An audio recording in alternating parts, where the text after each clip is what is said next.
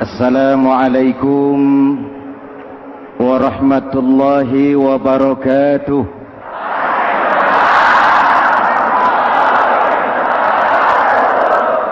Alhamdulillah wassalatu wassalamu ala Rasulillah Sayyidina Muhammad ibn Abdullah wa ala alihi wa sahbihi wa mawala, amma ba'du. Hadirin hadirat ma'asyiral muslimin yang saya cintai, Ramadan adalah madrasah, sekolah, tempat di mana kita banyak sekali belajar tentang hidup dan kehidupan, supaya kita lebih siap menghadapi hidup, supaya kita punya wawasan, supaya kita mampu melihat persoalan jauh ke depan, supaya kita tidak terjebak pada keuntungan sesaat tapi merugikan jangka panjang. Malam ini saya ingin mengajak kita semua melihat kurikulum Ramadan. Pelajaran apa yang diberikannya kepada kita? Pertama, Ramadan mengajarkan kita menjadi orang-orang yang sabar, ulet, dan tahan uji. Ini zaman di mana persaingan tajam. Betul? Jangankan jadi pejabat tinggi, jangankan jadi pengusaha sekarang ini, jadi kiai saja kalau tidak sanggup bersaing,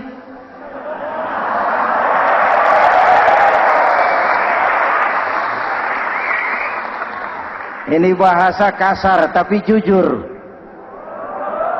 Karena orang sekarang hidup di zaman banyak pilihan. Akibat persaingan yang semakin tajam, orang sering kehilangan kesabaran.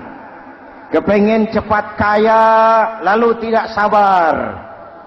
Makan renten, nipu orang, buka peternakan tuyul,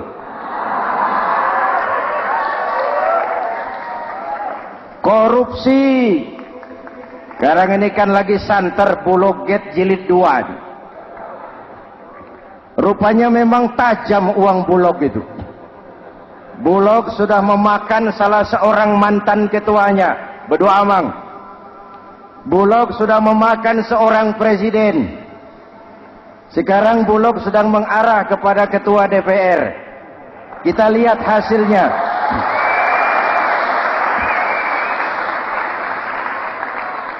Tentu saja kita prihatin, karena kita tahu ekonomi kita sedang sulit.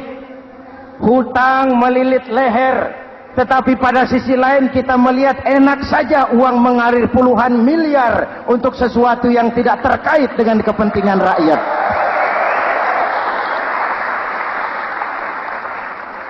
Karena itu puasa mendidik kita sabar.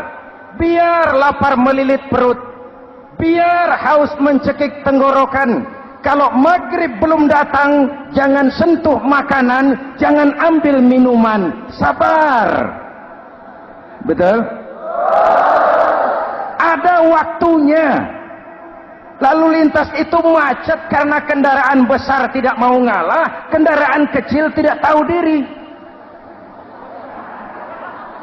Betul? Antrian di pasar kacau karena yang sudah dapat nggak mau minggir, yang di belakang dorong-dorong. Betul? Dimanapun antrian kacau, Bung. Kalau yang sudah dapat mau dapat lagi, yang nunggu kelamaan, akhirnya dorong-dorongan, kacaulah kehidupan sosial. Puasa melatih kita sabar. Karena sebagai bangsa kita punya latar belakang sejarah. Kita ini bangsa yang ditempa oleh segala macam kesulitan. Kita 350 tahun dijajah Belanda, sulit. Setelah merdeka, kita dirongrong oleh berbagai macam pemberontakan, susah.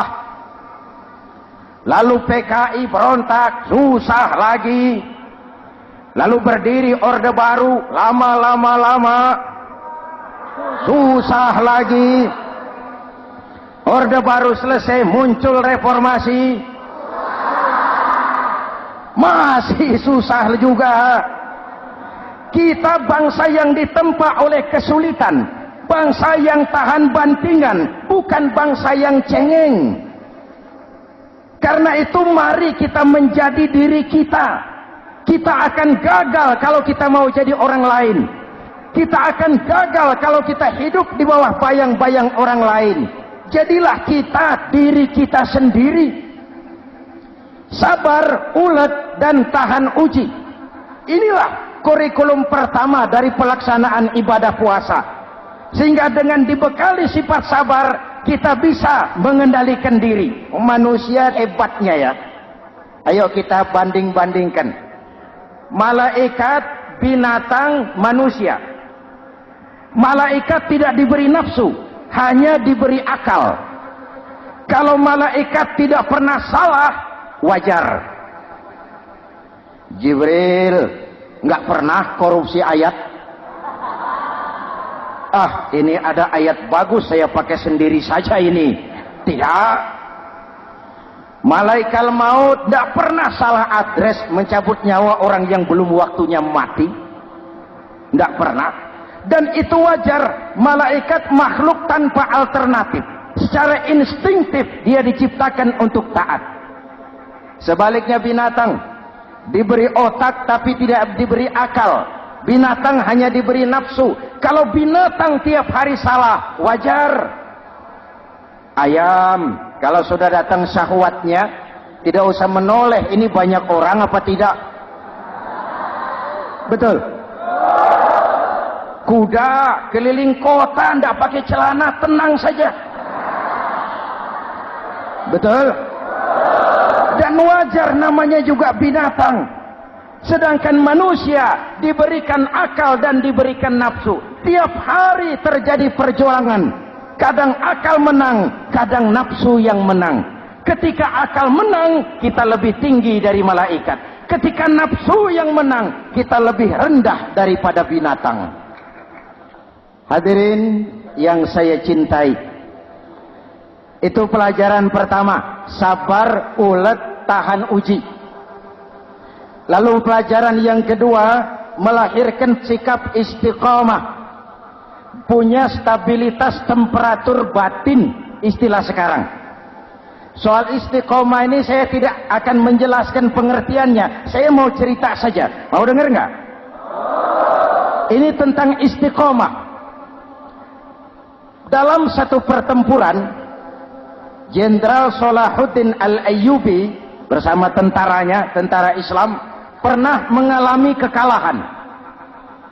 Karena kalah, banyak yang ditahan jadi tawanan orang-orang kafir, beberapa perwira dan banyak ofsir. Tercatatlah ada 3 orang ofsir jadi tawanan raja kafir ini.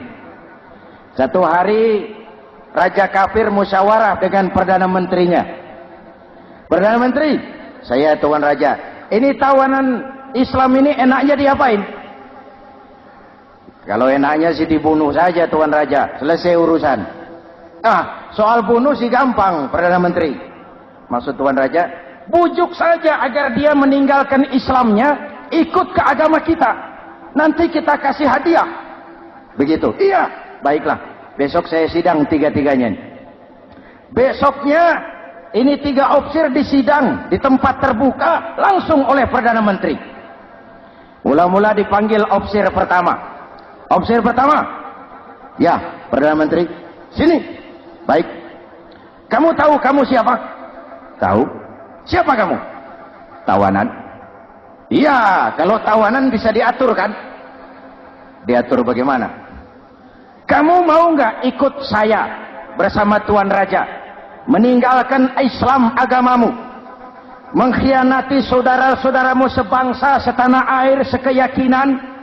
Ikut dengan saya, tinggalkan Islam. Nanti kamu akan saya angkat jadi pejabat tinggi, gaji cukup, rumah cukup, kendaraan cukup, istri cukup. Tapi kalau kamu menolak, kamu akan saya bunuh. Tuan Perdana Menteri, ya. Apa Anda menyangka selama ini saya berjuang karena kepengen kedudukan yang tinggi? Nih. Tuan menyangka saya berjuang ini karena kepengen harta yang banyak, jaminan hari depan yang memadai? Tidak, Tuan Perdana Menteri. Saya tinggalkan keluarga, kampung halaman, sanak famili, handai taulan. Saya jihad karena mengharap ridho Allah Subhanahu wa ta'ala. Tapi sekarang kamu tawanan kan? Itu resiko perjuangan. Kamu tidak mau meninggalkan Islam? Tidak. Kamu akan saya bunuh. Silakan. Kamu tidak takut mati? Tidak. Kamu berani? Dari kemarin. Apa dikira baru sekarang saya berani? Tuan Perdana Menteri, saya berharap memang saat-saat seperti ini bisa saya temukan. Ibadah saya sedikit, sholat saya kurang, puasa saya kurang. Barangkali dengan jihad saya bersimbah darah, mati di tangan Tuhan, Allah akan mengampuni dosa-dosa saya dan saya dapat tiket untuk mencapai keridhoannya.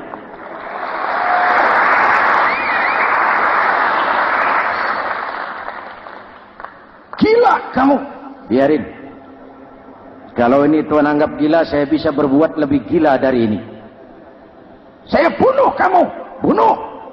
Algojo. Dipancung. Dio. Ini terlepas kepalanya dari badannya. Menggeluntung kepalanya ke bawah. Jatuh bergelindingan. Itu kepala lepas dari badan. Ngaji. Baca ayat Quran. Sampai Perdana Menteri bingung. Minggir. Ini ada kepala ngaji. Ayatnya yang dibaca, ya ayyatuhan nafsul mutmainnah, irji'i ila rabbiki radiyatan mardiyah. Wahai jiwa yang tenang, kembalilah kepada Allah dengan diridhoi. Masuklah ke dalam golongan hamba-hambaku dan masuklah ke dalam surgaku.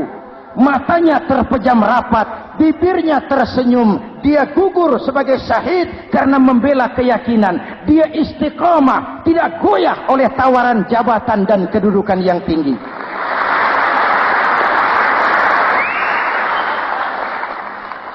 Perdana Menteri geleng kepala. Dasar orang Islam. Panggil officer kedua. Officer kedua. Ya, Perdana Menteri. Kamu sudah lihat temanmu yang barusan? Sudah. Mati kan? Mati. Kamu bagaimana? Mau tetap berjuang untuk Islam atau ikut kami? Jabatan tinggi, kedudukan tinggi, rumah tinggi. Bagaimana? Atau mau mati seperti teman kamu barusan? Sudah kamu pikir? Sudah, Perdana Menteri. Sudah apa? Sudah, jangan banyak omong. Maksud kamu apa?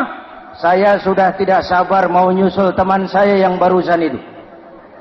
Saya tidak bayangkan bagaimana dia disambut oleh malaikat di surga, disambut oleh para bidadari di surga, menggapai ridho Allah. Oh, Perdana Menteri, sudah jangan banyak omong. Kalau mau potong, potong saya. Perdana Menteri bilang ini lebih gila dari yang pertama. Yang pertama masih mau diajak ngomong, ini malah langsung minta disembelih. Ayo, Algojo, potong. Potong lagi.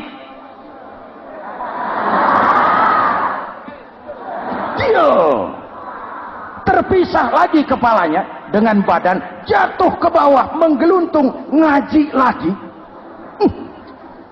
Ayatnya yang dibaca, wujuhun yawma izin nadirah ila rabbiha nazirah. Muka mereka hari itu berseri-seri kepada ridho Allah. Mereka memandang bibirnya senyum, matanya terpejam, dan dia ajal dengan husnul khatimah, mendapat syahid karena teguh punya keyakinan, istiqamah dalam perjuangan, tidak goyang, tidak mencela dan mencele.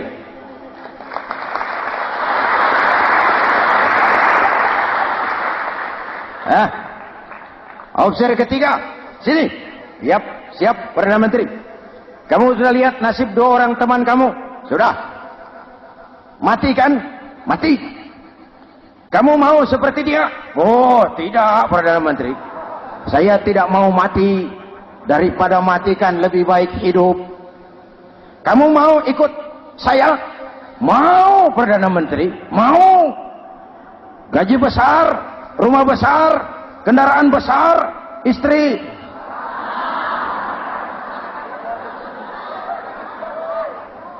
Mau Perdana Menteri, saya mau. Daripada tidak jadi apa-apa, kan lebih baik jadi apa-apa. Daripada tidak punya apa-apa, kan lebih baik punya apa-apa.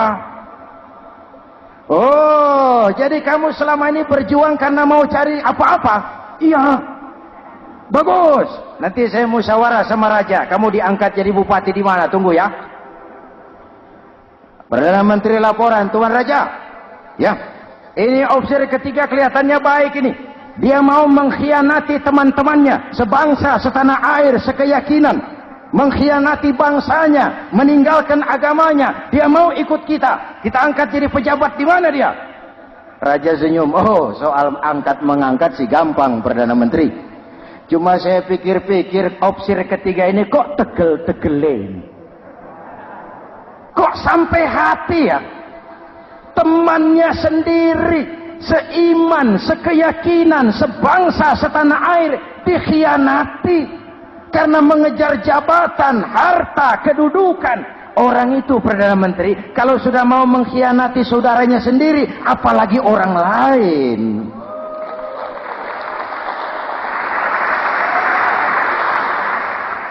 Ini opsi ketiga, ini opsi bejat. Anda bayangkan temannya sendiri dikhianati. Nanti kalau ada kesempatan kita ditikam dari belakang. Jadi bagaimana Tuan Raja? Malah kalau saya lihat yang dua yang sudah mati itu orang hebat Perdana Menteri. Punya pendirian, istiqamah. Malah kalau bisa yang dua itu dihidupin lagi. Loh, dihidupin bagaimana Tuan Raja sudah kadang mati. Jadi bagaimana ya opsi ketiga ini? Bunuh. Bunuh, bunuh. Buat apa piara benalu jadi duri di kaki nanti? Bunuh. Baik, Perdana Menteri kembali. Opsi ketiga, siap Perdana Menteri. Saya jadi bupati di mana? Bupati, modar sampean. Loh, saya mau dibunuh. Bunuh. Katanya kalau ikut agama Tuhan, meninggalkan agama kami, saya akan jadi pejabat tinggi. Kamu opsi bejat, kamu tidak punya pendirian, saudaramu sendiri seagama kamu khianati, apalagi orang lain, potongan kayak kamu jadi pejabat, rusak negara ini.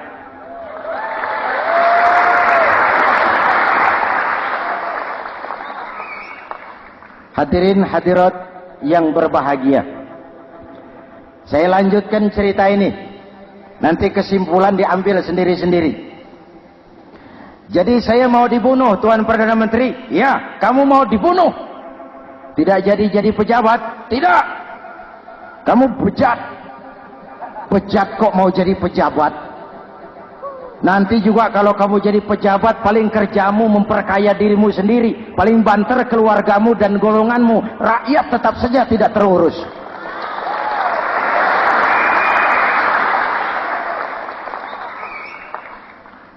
Paling-paling kamu kalau sudah jadi pejabat tinggi, kerjamu cuma membuka, meresmikan, berkunjung. Berkunjung, meresmikan, membuka. Membuka, meresmikan, berkunjung. Lah kapan kamu ngurus rakyatnya? Bejat kamu. Jadi saya dibunuh, bunuh. Iyalah, kalau mau dibunuh ya saya bunuh, tapi saya mau Islam lagi ah. Terserah, mau Islam lagi mau tidak, kamu tetap akan dibunuh. Iya, saya mau Islam lagi. Ayo cepat. Iya Pak, saya mau syahadat dulu. Cepat. Iya Pak, asyhadu macet lehernya. Ayo cepat. Iya Pak, asyhadu tidak bisa mengucap syahadat. Ayo cepat. Iya Pak, asyhadu tidak tuntas mengucap syahadat, golok algojo keburu sampai di lehernya.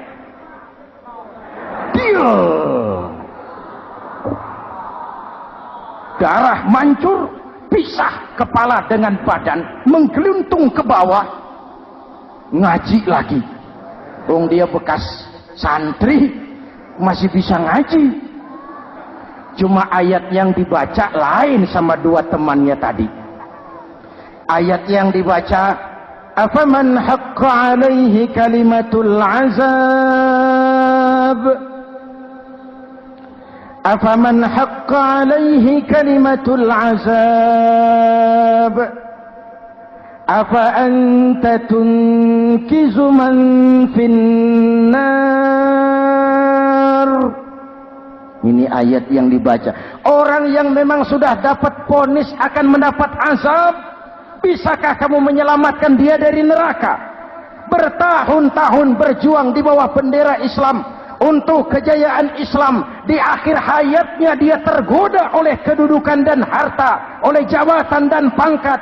Ia bergeser, imannya rapuh, hilang istiqomahnya, ditinggalkan agamanya, dan dalam keadaan begitu dia mati.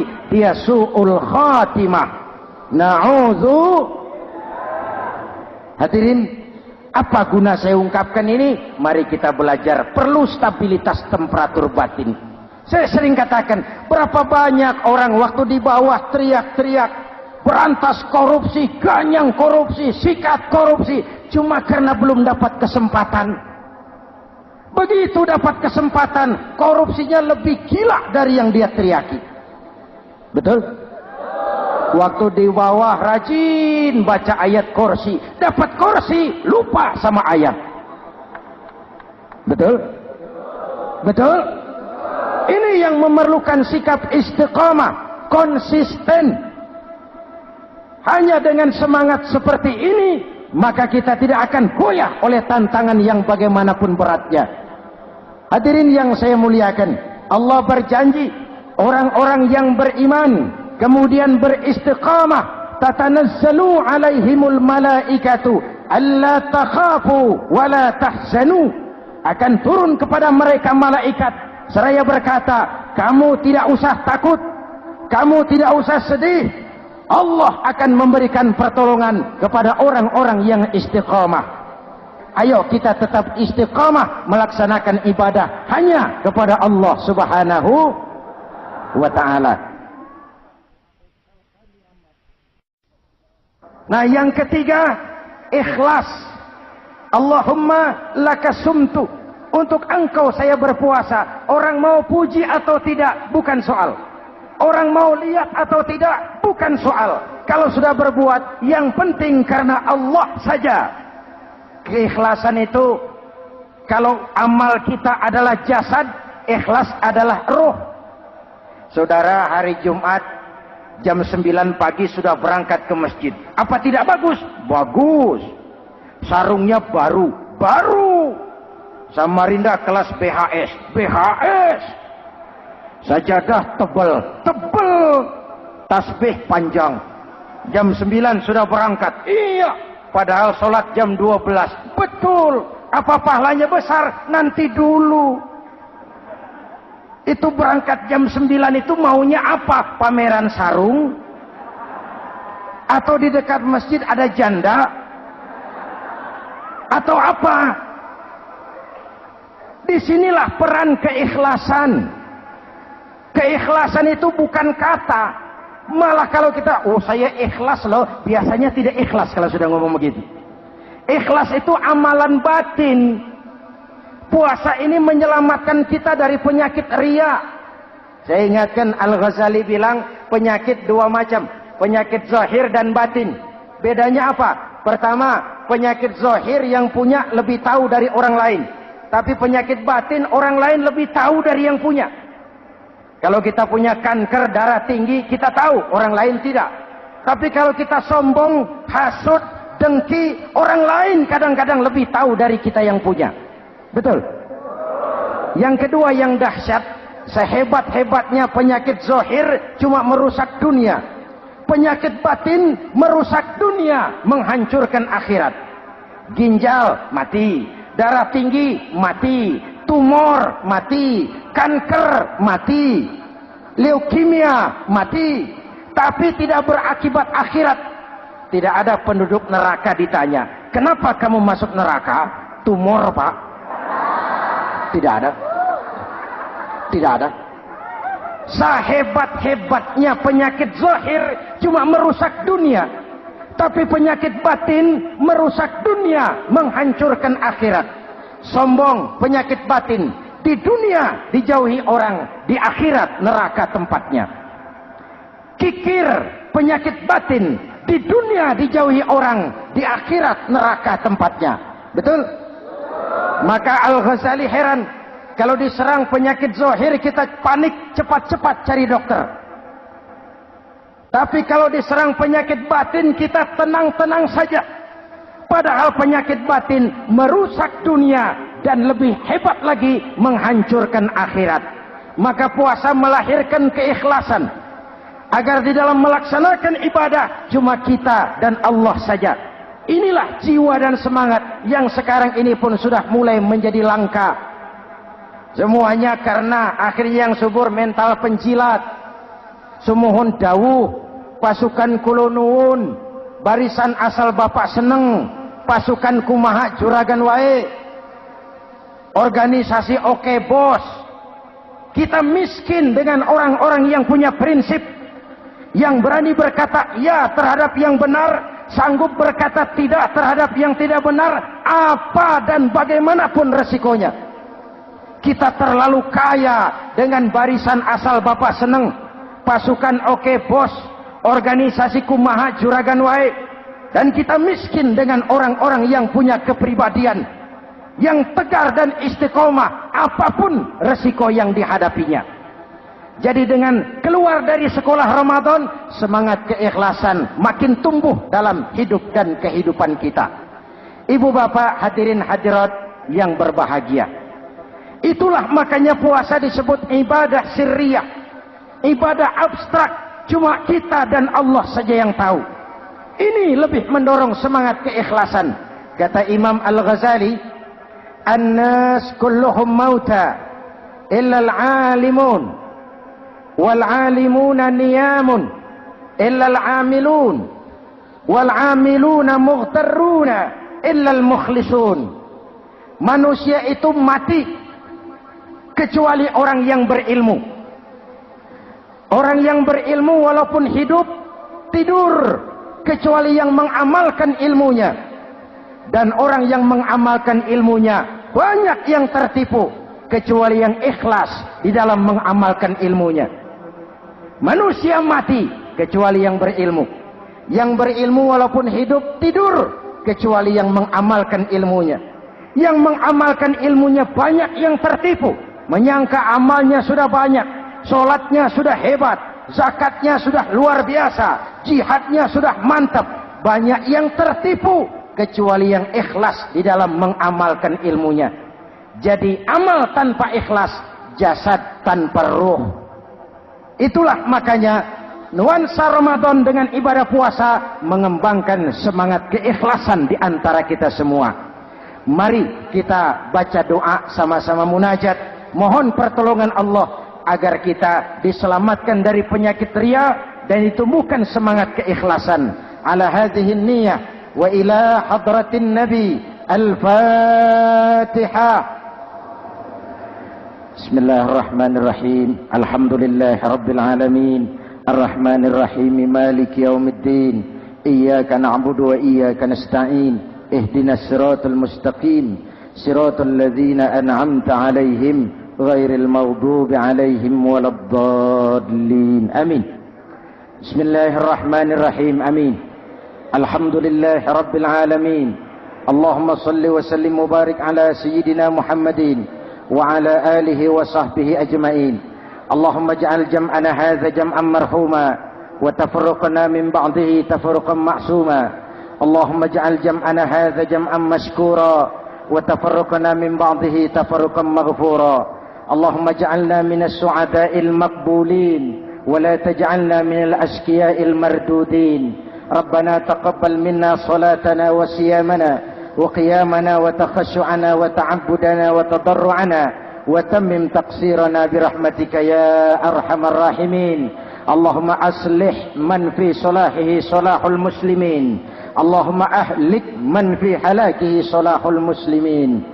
Ya Allah, dengan sepenuh perasaan dan pengharapan, dengan segala keremahan dan kerendahan, kami bermohon kepadamu, berikan kami kekuatan zahir dan batin, berikan kami kesabaran dan ketabahan, sikap istiqamah dalam mengarungi hidup yang penuh ujian ini.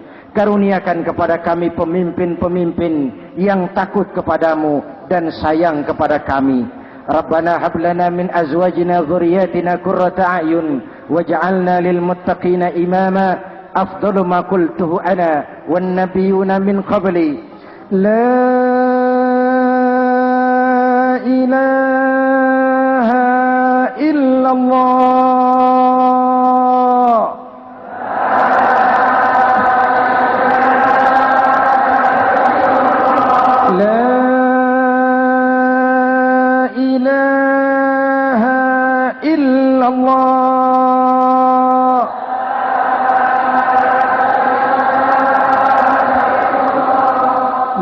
Muhammadur Rasulullah.